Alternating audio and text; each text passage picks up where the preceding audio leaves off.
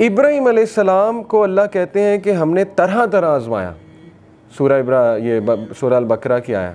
اور کہا کہ ہم نے اسے ہر ٹیسٹ میں کامیاب پایا، یعنی وہ ہر ٹیسٹ میں سکسیسفل ہوا۔ ابراہیم علیہ السلام کو اللہ نے اولاد میں ڈیلے سے آزمائش کی، اور آپ دیکھیں ابراہیم علیہ السلام کو 86 سال میں آپ کو پتہ ہے اولاد ہوئی، آتا ہے روایات میں، حضرت اسماعیل اور حضرت اسحاق 86 سال کی عمر میں جا کے انہیں یہ بشارت ملی کہ آپ کو اولاد ہوگی۔ انہیں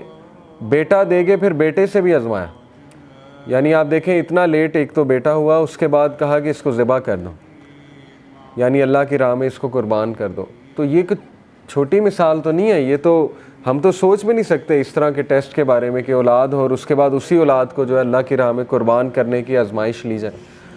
تو ہر نبی کی سٹوری میں آپ کو ایک ایسی مثال ملے گی کہ انشاءاللہ جس سے ایک تو آپ ریلیٹ کر جائیں گے اپنے ٹیسٹ کے حوالے سے، دوسرا یہ کہ آپ کہیں گے کہ میرا تو ٹیسٹ کچھ بھی نہیں، انبیاء کو تو کس لیول پہ اس کا پیرامیٹر کیا تھا اس ٹیسٹ کا، وہ تو ہم سوچ بھی نہیں سکتے۔ تو باپ سے آزمایا،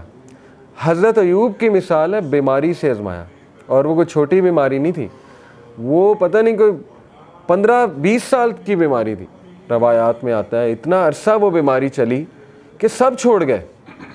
حضرت ایوب کو سب چھوڑ گئے اور ان کی بیوی ان کے ساتھ تھیں۔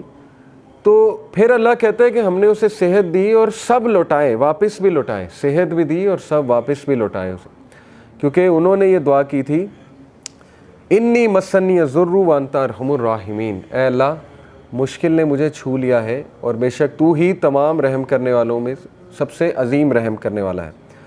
تو اللہ کو یہ دعا پسند آئی۔